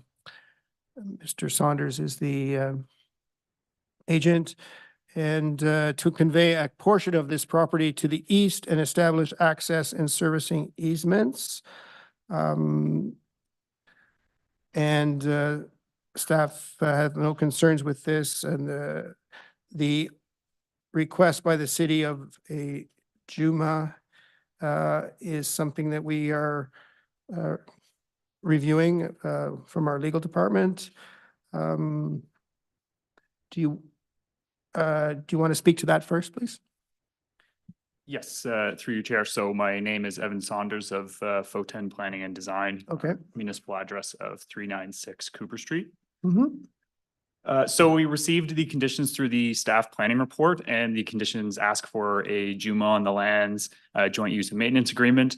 And we had flagged to staff and sent over that there is an existing JUMA on the lands governing the common elements on the property, primarily the driveway. And so we had requested that this condition be removed, seeing as there is an existing JUMA on the lands and this should be sufficient. We had provided it to staff, and it's my understanding that legal staff is currently reviewing this, but again, to reiterate, we request that this condition be removed based on the fact that there's an existing joint use and maintenance agreement that was established as part of previous applications. Thank you. Also, one of the standard conditions can be removed as well. Condition number 1, which is the confirmation of approved minor variance application, because there's no minor variance on this property. Yeah. Yes. So can I have staff's comments, please? Thank you, Mr. Chair. So apologies for the associated minor variance condition. I didn't think that was included in my report, but if it got in there, my apologies, it can be removed. With respect to the condition requiring a JUMA, anytime we have a consent application requesting establishment of easements, we do include the condition. The JUMA is drafted by the applicant's lawyers and then reviewed by city planning and legal staff to make sure it captures everything that was required or that was requested in the application. So we received the JUMA yesterday at about noon. And so I posed the question to our legal services staff as to whether the existing JUMA, which I believe is dated to 1990 or 91, is still sufficient to capture the easements that are being requested as part of this application. They just wanted some time to review it. They think there's probably no issue with it, but they wanted to do the review that they would otherwise do when we requested JUMA. They just haven't had time to get to it because it was provided to us yesterday. So I noted to the applicant that if you reserve decision, there's a 10-day waiting period followed by a 20-day appeal period. The city doesn't intend to appeal at this time. I don't foresee any reason why we would. So essentially, we've got up to 30 days to review the JUMA anyway before the consent can be finalized. So I don't have an issue with keeping it in just to make sure that we've done our due diligence to review the JUMA and make sure that nothing's left out as a result of this new application. But I don't foresee any issues clearing the condition if we were to leave it in. Thank you. Are there any other comments from the members of the committee or questions? I'll just make the comment that I think, again, it's just one of these last minute issues. My tendency is to leave the JUMA in, but maybe add that if it's deemed unnecessary by the city, then it would be waived, or some wording in there. The 10 days, we're obliged to get a decision out in 10 days and we have to get it out whether or not we get clearance or we get new wording or whatever. I'm just concerned that, again, it's a last minute question for us. And perhaps you could come up with some kind of sentence that we could put in there that, you know, should the city deem that the existing JUMA is satisfactory, then this, I don't know, something onto that lines. I don't know if that would be the way to go. Through you, Chair. No, we appreciate that. And our apologies. We received the staff report late last week and had our legal representative review the condition, and then were subsequently provided with the JUMA, which we provided the staff. But again, apologies for the late arrival of that. We have spoken internally, and we agree that a condition to the condition of having that if the existing JUMA has been deemed adequate, that the condition be removed. We propose some of the following wording potentially to the beginning of the condition. Whereas that the owner enter a joint use and maintenance and common elements agreement at the expense of the owners, setting forth the obligations between the owners and the proposed future owners, or provide evidence that the joint use and maintenance agreement registered as LT 744161 satisfactorily sets forth the joint use and maintenance of the entrance right of way to the satisfaction to city legal services. We can provide that to staff following the meeting, but Thank you.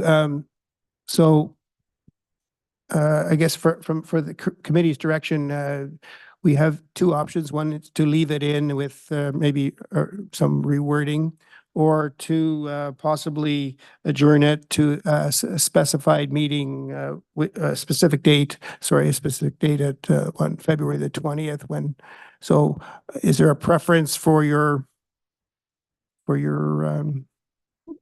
for the applicant? our preference would be to not adjourn, but to adjust the condition accordingly to take into account that the JUMA is currently being reviewed, and if it satisfactorily meets legal services, what they were seeking through this condition originally, that the condition can then be cleared. Thank you for that. Members of the committee, do you have any further questions of the applicant, or a question with regards to adjournment? Yes. I would just like to know whether the rewording is acceptable to staff, because that would make it easy. Thank you, Mr. Chair. So our conditions are all as written. They're all reviewed by our legal services staff. So I don't we've discussed this before. I think, I don't know if with this panel or the previous panel, but we don't recommend revising the conditions on the floor just because they've all been reviewed by our legal services staff to ensure that what we are requesting of the applicant is actually legally allowed. I don't think in this case it's a huge issue to specify. However, I would be the one in conjunction with legal services clearing the condition. We have the discretion to clear any condition as we see fit. So in this case, I don't see the need to amend it. I'm not. If the existing JUMA is sufficient, I'm not going to request that the applicant do draft a new JUMA just for the purposes of adhering to the condition exactly as written. Essentially, the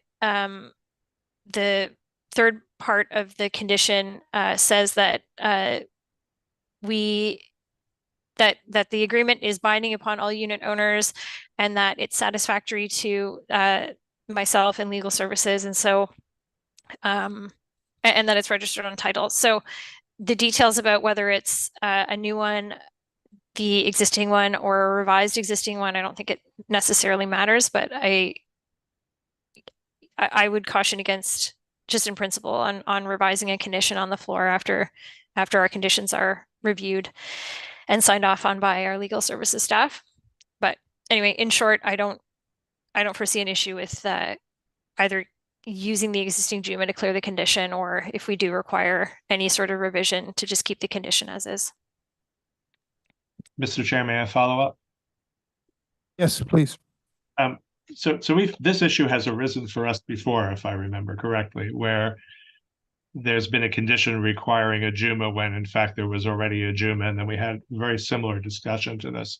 I wonder whether in discussing with legal the specific instance, somebody might suggest that they reword it to encompass the possibility that an existing JUMA is there and would satisfy the condition. And that would eliminate this sort of problem, I think. Just a suggestion.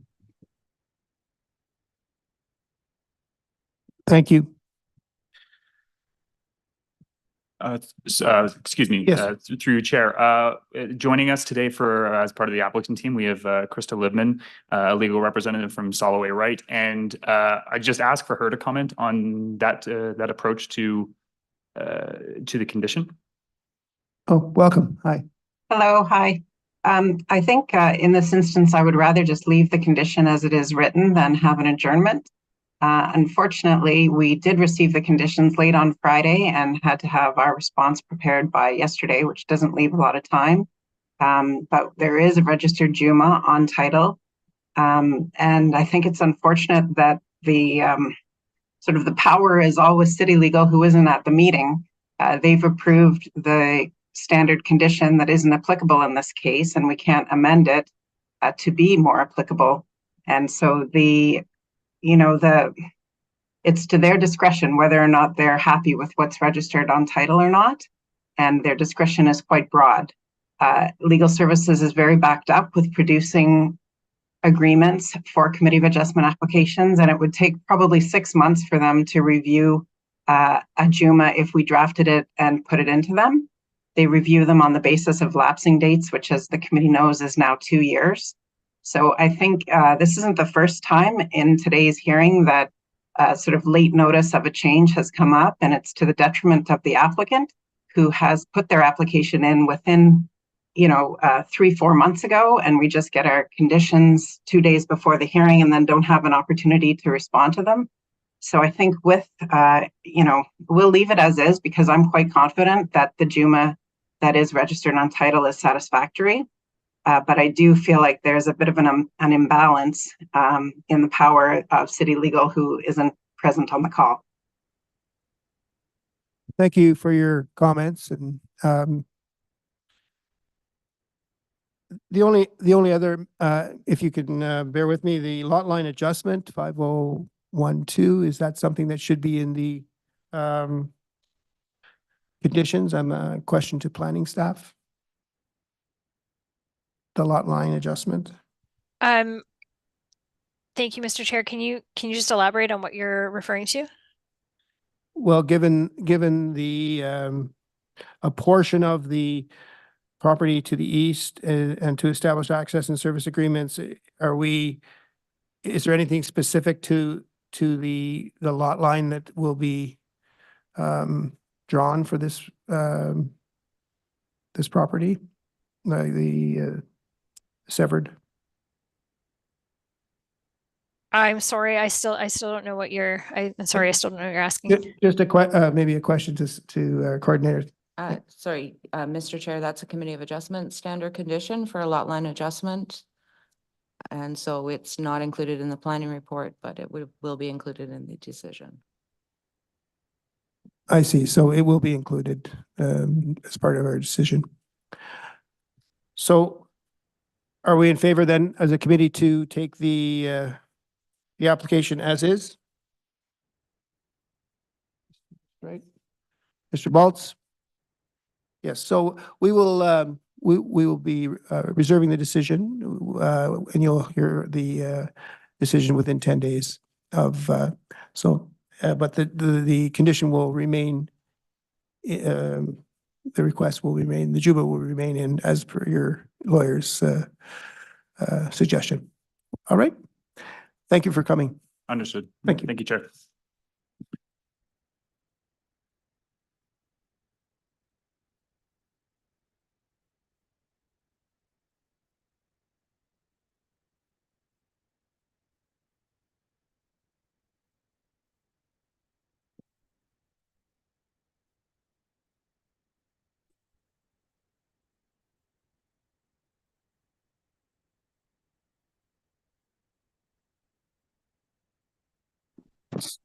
So the last item on the agenda is 100 James Cummings Avenue. The agent is Tim Eisner. He's not here with us today, but I am online? here. Okay. I'm not sure if my camera is working. I can't see my image on the screen. Not yet. Yeah, we can hear you. Okay. We can't see you yet. So just to summarize, the application is to subdivide the property into 2 parcels with a reduced lot width, lot area, rear yard setback, and increased maximum lot coverage. Pred has no concerns with the application. Just to go down to the conditions, maybe you can speak to the conditions. There are 11 conditions and 3 standard conditions. You're requesting the removal of condition number 10, I believe. Can you speak to that or any other conditions? Yeah, that is correct. We are requesting the removal of condition number 10. Yes. If Sarah can please pull up the short presentation I have and go to slide number 8. Also, I'm joined today by Joshua Foster of Gradient Wind, if he could be invited in as a panelist as well.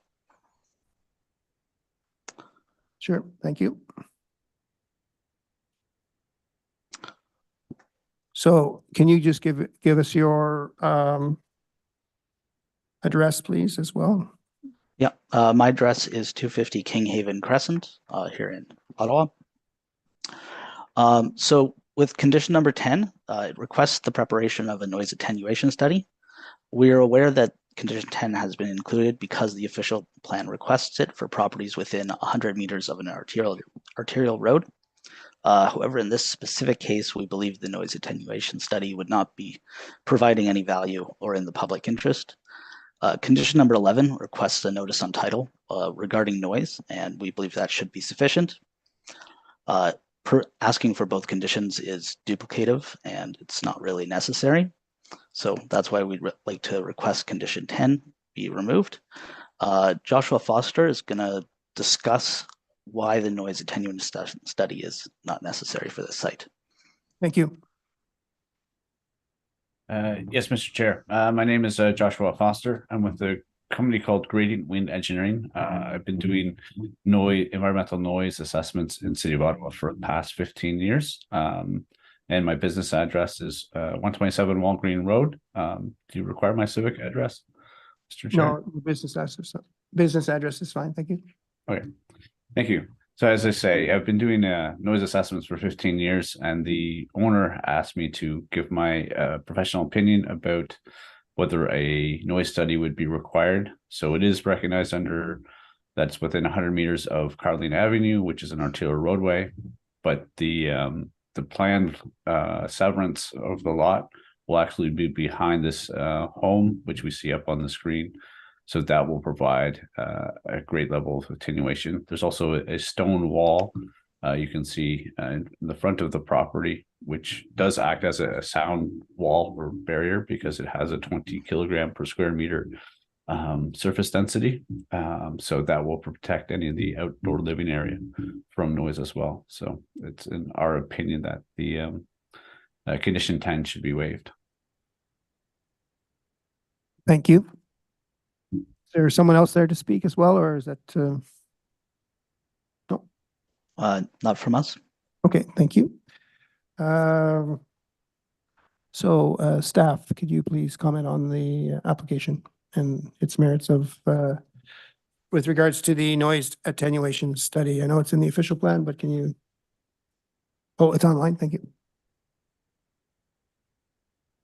Thank you, Mr. Chair. I can speak to that.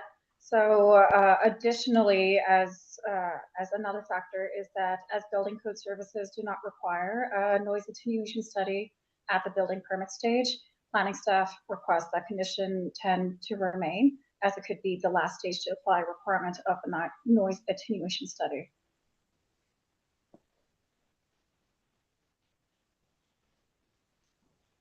So it's planning staff is supporting the keeping the noise attenuation study in as a condition? Is that basically what you're just saying? We request that the condition number 10 remain. Okay. Any comments of the members of committee?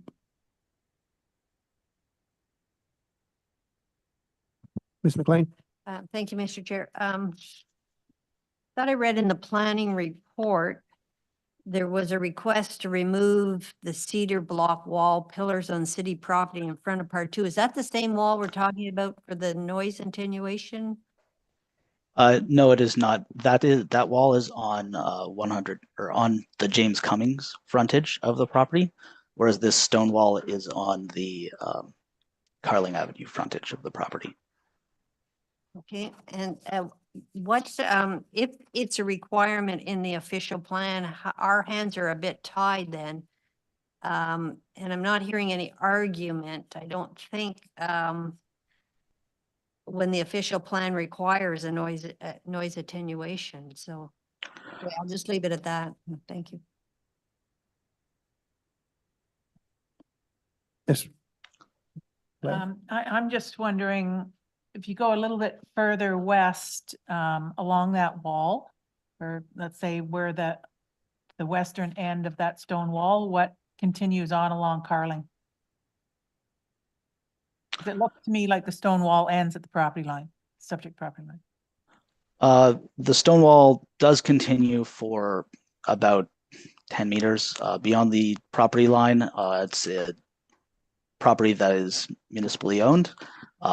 Was previously severed, I think, back in the early 90s from the subject property, just for servicing. Beyond that, there's a wooden fence and dense tree cover along Carling frontage. Okay. Any other questions? We'd like to speak, like to hear from people that are opposed to the application. Before we do that, Mr. Chair, can I ask, I guess, planning staff, are these noise attenuation studies specifically mandated in the official plan, or is there wiggle room?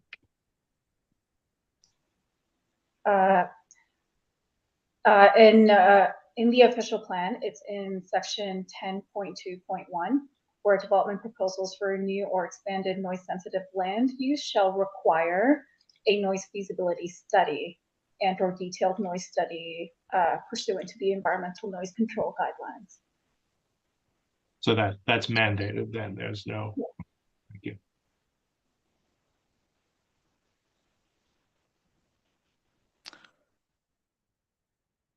All right, now we'll look forward to hearing from those that are in opposition or have comments. I believe it's Mr. Masood Pujam. You're online. Thank you. My concern is about sewer connection, is not for noise attenuation. Can I talk about it?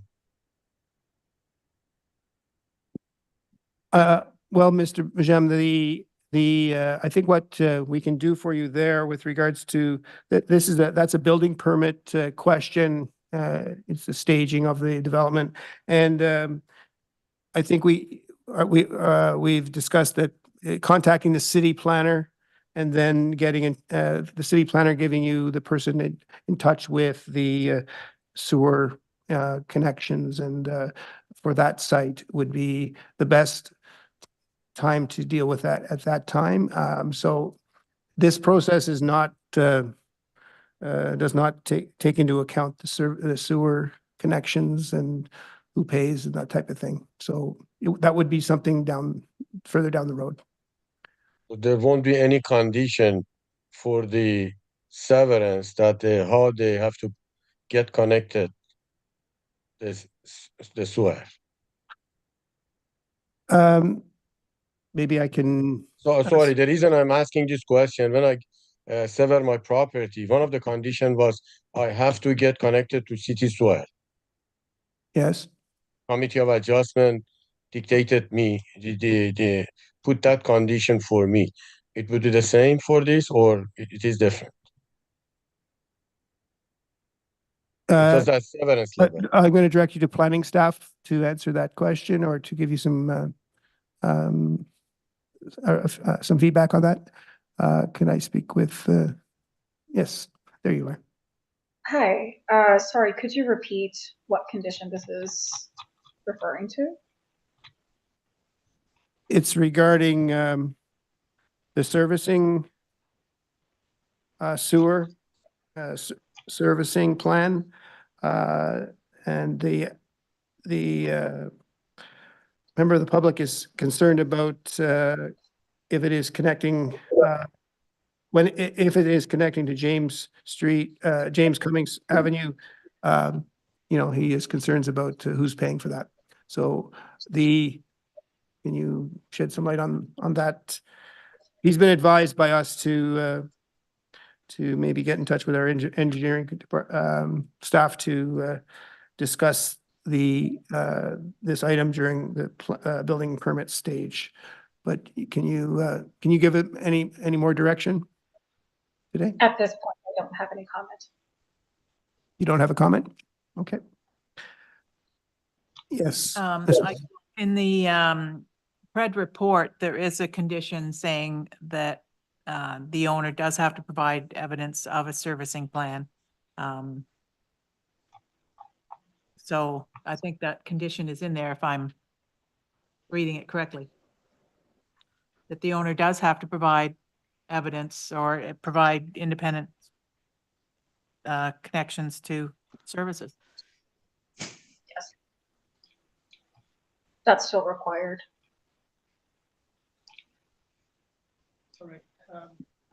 Just a question to the applicant. You've heard the question from a resident about servicing or hook up to the sewer. Can you comment on that, please? Yes, it is our intention to connect to the sanitary pipe that's at the rear of the property. And as the planning has indicated, there is a condition that requires a servicing plan to prove that independent services can be provided. At your cost, correct? Yes, that is as my understanding. Does that help understand your you to understand the condition of servicing, Mr. Pujam? Yes, thank you. It is greatly appreciated. Thanks for joining us. Thank you. Thank you. So, are there any further questions of the applicant from the members of the committee? May I say something further about the noise attenuation study? Yes, you may. So I understand that the committee's hands are tied regarding the inclusion of a noise attenuation study. However, condition 11 also requests a notice on title be included. I'll note that in the official plan 10.2.1, the same section that requests the noise attenuation study, it also notes that a warning clause would be included as a condition or as a notice on title, but only related to the noise control study itself. So the noise control study would indicate if that is necessary and include the notice on title. So including both conditions is not necessary. And if condition 10 can't be removed, I would request that condition 11 is removed. A comment from staff?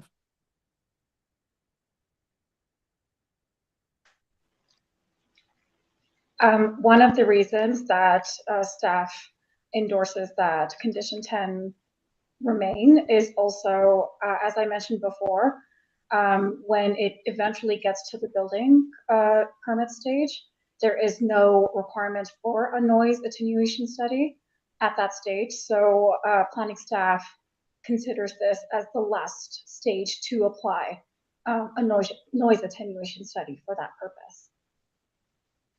Yes, but can you deal with his request that if number 10 stays, that number 11 can be not be included, not be a condition? With it just on title, the environmental noise control study? Yes, that could be possible. Yes, it could be deleted, or is one of those conditions can be removed in that case. Okay, thank you. So, Mr. Eisner, do you have any further question before we? No further questions. No, thank you. Okay, any questions from the staff, from the members of the committee? No, there been. Well, yeah, just briefly. So I'm clear. So condition 10, the study is mandatory. Condition 11 in the OP is optional, and so we can remove that, and it will only happen if the study recommends it. Is that where we're going here? I think this is to staff. Yes, that is correct. Okay, thank you.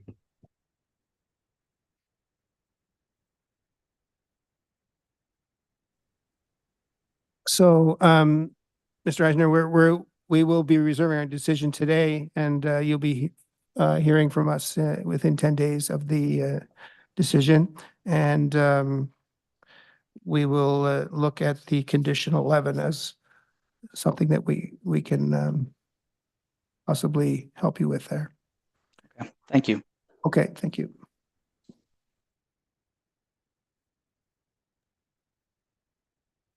And I believe that's all of the applications for today.